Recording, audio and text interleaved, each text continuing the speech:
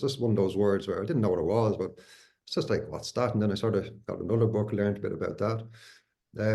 When I was 18, it was Christmas time. I went to see a hypnotist, fantastic hypnotist, Barry Sinclair. I think everybody would have seen Barry. He's been in every pub in every town in the country 10 times over. You know, fantastic stage hypnotist, really was. But it wasn't that enjoyable for me because I was there with my family and it was Christmas time and, you know, they had seats up near the front. I was terrified of the microphone, terrified of him, terrified of anybody actually putting attention on me, right? And it was horrifying because I remember looking around, there's a guy probably three tables down from me wearing the same jumper as me as Christmas. So lots of people got the Dunn Stores jumpers. So, first of all, I'm looking at this guy with the same jumper and now I'm going, oh my God, everybody's going to be looking at us laughing. So, you know, so this sort of thing. But when Barry Sinclair came out, when he got the volunteers up, I knew two of them, if not three, but I definitely knew two of them who were on the stage, you know, and I knew these people well enough to know that this was not, you know, a fake, you know.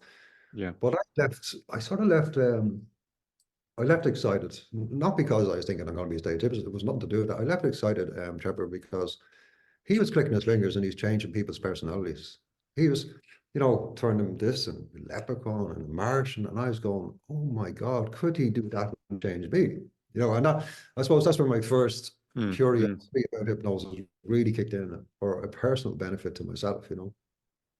I think I must have been 23 or 4. You know, I went to see a hypnotist and I probably didn't even explain to him what was wrong with me properly, and he did some work. It didn't really make any difference, but I was hypnotized because, in fairness to the man, when I look back, he did test it. You know, I remember he did something where I knew this wasn't normal. You know, but Yeah. I probably felt a little bit more relaxed after. But he certainly didn't get rid of the anxiety and all that. But what it did was it just opened up this massive curiosity in me to, and I never told anybody. You know, because you know. It's bad enough saying you're a hypnotist now, and most people be like, you say it back then, you were like, back then, yeah, you're like a witch, you know? So, but then over in England, I was starting to do a few things. I lock people's hands together, just from reading it from books, you know, people a few beers on, and I'd be honest with you, even smoking the odd joint and all that sort of stuff. So people, yeah, people are in it more, you know, chilled out. But I remember starting locking people's hands together, and you know, failure, and then you get one right, and then another failure. But I was getting a value then from that, you know, and I suppose in a selfish way, you know, I was getting an emotional value which I didn't have within me, and I started to like that, you know. If you're going, oh, see, man, he's so, it gave me something I lacked, you know. So I kept reading and doing more and more, and then you know I was doing the odd few routines, you know, I was getting 2 or 3 people hypnotized, and then you know having so like mini stage shows, if you like, you know. Yeah. And that just sort of I started doing that work well before I became a clinical hypnotist, you know. And then obviously we didn't have video cameras back then or phones and all that stuff. I would have done a lot of stuff like that, especially over in the UK. And then, you know, back here, you know, parties. And again, I had a bit of addiction growing up, you know, with drugs because of the emotional damage that I experienced, you know.